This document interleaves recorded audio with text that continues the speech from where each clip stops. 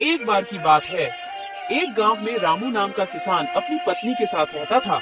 उसके पास में 2 बैल और अपना एक छोटा सा खेत था, जिस पर वो रात दिन मेहनत करता था। तब कहीं जाकर उसे खाने जितना अनाज उगा पाता। रामू गरीब होने के साथ साथ ईमानदार भी था। रामू की पत्नी हमेशा अपने भाग्य को कोसती रहती। न जाने किस जन्म के पाप भोगने पड़ रहे हैं, जो इतनी गरीबी उठानी पड़ रही है। न जाने भगवान अपनी किस दिन सुनेंगे। अरे भाग्यवान, अपन कर्म के अलावा और कर भी क्या सकते हैं। देना नहीं देना ये सब तो ऊपर वाले के हाथ में है। अपने सोचने से क्या होगा। कह तो तुम सही रहे हो, मगर 2 साल से अपने गांव में ठीक से बारिश नहीं होने के कारण फसल खराब हो रही है। गांव में बाकी किसानों के पास तो गाय भैंस है, जिससे उनका तो गुजारा चल जाता है, मगर अपने पास तो केवल एक छोटे से खेत के अलावा कुछ भी नहीं है। और बारिश नहीं होने के कारण उस खेत में भी फसल नहीं होती। पता नहीं इस बार भी क्या होगा। हाँ, ये बात तो तुम सही कह रही हो।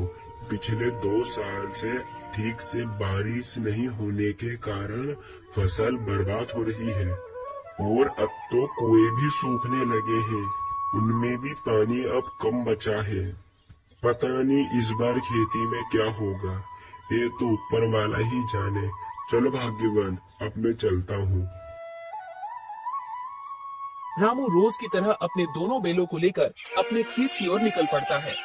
रामू भले ही गरीब था, मगर बहुत ईमानदार था। वो दूसरों का भला ज्यादा सोचता था और वो हमेशा अच्छे कर्म करने की समझ रखता था।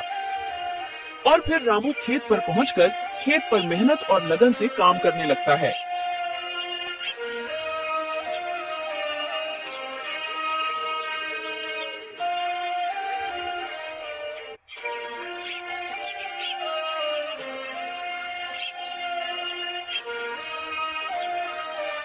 फिर थोड़ी देर बाद, अरे इतनी धूप में काम करने के बाद अब मुझे भूख लग रही है, और अब तो मेरे ये दोनों बैल भी थक गए हैं।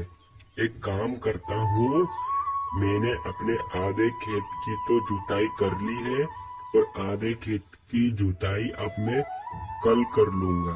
मेरे ये बेचारे बैल भी थक गए हैं। चलो चलो, अब अपन घर चलते हैं। रामू खुद से ज्यादा अपने बैलों का ख्याल रखता था। वह अपने बैलों से ज्यादा काम नहीं करवाता और रामू अपने घर पहुंच जाता। अरे ओ भाग्यवान, भाग्यवान, भाग्यवान, आज धूप में काम करते करते मुझे बहुत तेज भूख लग रही है। जाओ जाओ, तुम घर में जो कुछ भी है वो फटाफट से लेकर आओ। जब तक मैं अपने दोनों बैलों को चारा डालकर आता हूँ, जब तक तुम खाना परसो। इतने ही बीच में उन्हें एक आवाज सुनाई देती है। ये किसकी आवाज है? वह दोनों बाहर निकलकर देखते हैं तो एक साधु महाराज उनके घर के बाहर भिक्षा मांगने के लिए खड़े होते हैं। जो कुछ भी घर में हो, चावल, गेहूं, बाजरा, दाल, वो मुझे दे दो बेटा। अरे साधु महाराज, हम सब पहले से ही इतने गरीब हैं। हम जैसे तैसे करके अपना जीवन गुजार रहे हैं। ऐसे में हम तुम्हें कहाँ से दान दें? गरीब किसान की स्थिति देखकर बाबा जी समझ चुके थे और बोले, कोई बात नहीं बेटा, कोई बात नहीं। ठीक है बेटा, अब मैं चलता हूँ। मैं किसी और घर से भिक्षा मांगकर खा लूंगा। अरे भाग्यवान, अपने घर में बाबा को देने लायक कुछ भोजन है क्या? क्या अपने घर में कहाँ से आएगा? अपने घर में बाबा को देने लायक कुछ भी नहीं है। केवल थोड़े से चावल थे जो तुम्हारे लिए बने हैं। अगर वो बाबा को दे देंगे तुम्हें भूखा रहना पड़ेगा। रुकिए बाबा, भाग्यवान जाओ, जो मेरे हिस्से का भोजन है वो जाकर बाबा को दे दो। मगर फिर तुम क्या खाओगे? अगर बाबा को तुम भोजन दे दोगे, फिर घर में एक अन्न दाना तक नहीं है, तुम्हें भूखा रहना होगा। उसकी चिंता भाग्यवान तुम मत करो, मैं तो भूखा रह लूंगा। मगर बाबा को मैं अपने घर से भूखा जाने दूंगा तो मेरे गले से वैसे भी खाना नहीं उतरेगा। जाओ, तुम बाबा के लिए वो भोजन ले आओ।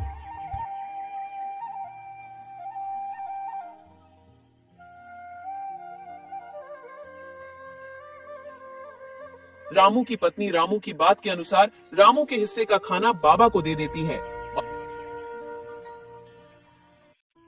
धन्यवाद बेटा, धन्यवाद।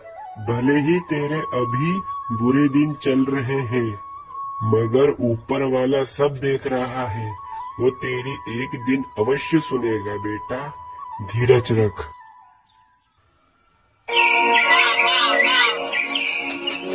फिर सुबह हर रोज की तरह रामू आज भी अपने 2 बैलों के साथ खेत की ओर चल देता है।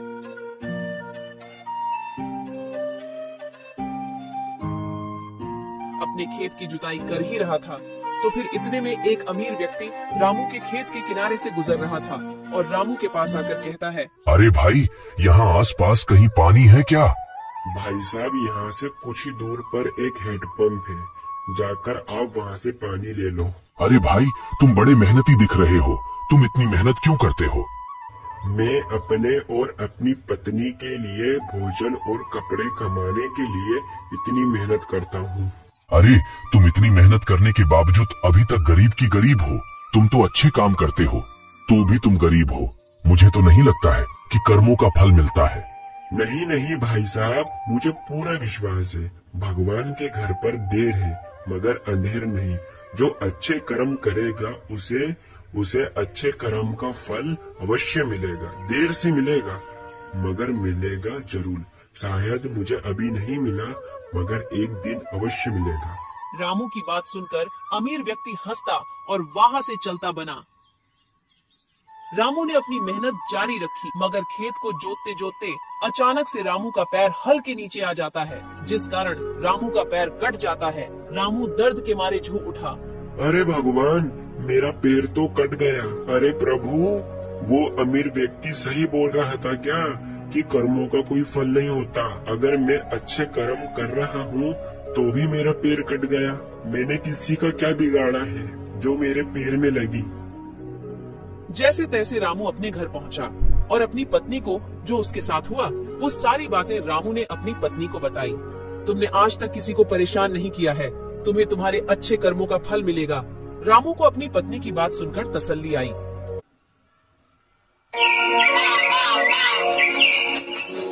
फिर अगले दिन रामू जख्मी होने के बाद भी अपने दोनों बैलों को खेत की ओर ले जाता है।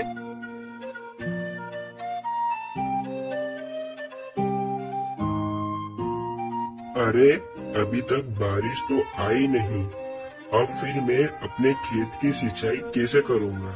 चलो एक काम करता हूँ, अपने खेत के कुएं में जाकर देखता हूँ उसमें कितना पानी है। अगर उसमें पानी हुआ तो अपने खेत की सिंचाई करूँगा। अपने खेत के कुएं के पास में जाता है मगर कुएं में एक बूंद भी पानी नहीं था। कुआं पूरा सूखा पड़ा था। अरे, मेरा खेत का कुआं तो पूरी तरह से सूख गया। अरे भगवान, ये कैसी परीक्षा ले रहे हो? घर में अन्न का एक दाना नहीं और अब तो मेरा कुआं भी सूख गया है। इस बार खेती में कैसे करूँगा भगवान? एक काम करता हूँ, मैं अपने कुएं के अंदर जाकर खुदाई करता हूँ। अगर पानी निकल जाए, हे भगवान कृपा करना प्रभु। इतना कहकर रामू कुएं के अंदर उतरकर खुदाई शुरू करता है।